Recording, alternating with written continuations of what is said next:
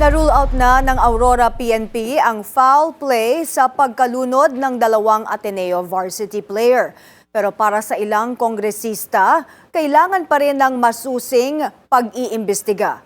Narito ang agenda report ni Isaiah Mirafuentes ng Abante.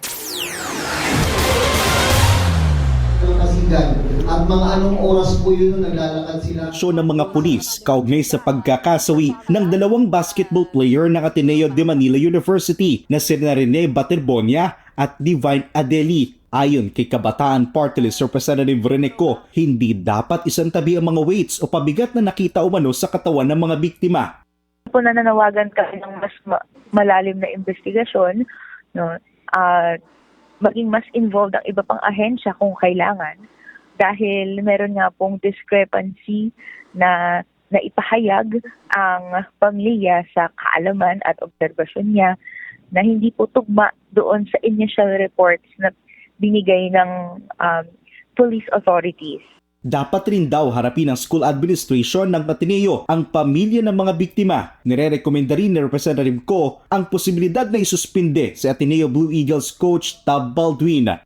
Pwedeng i-explore yung pagkakaroon ng preventive suspension habang an investigation is ongoing. Ito naman po ay standard procedure sa iba't ibang ginagawang investigasyon.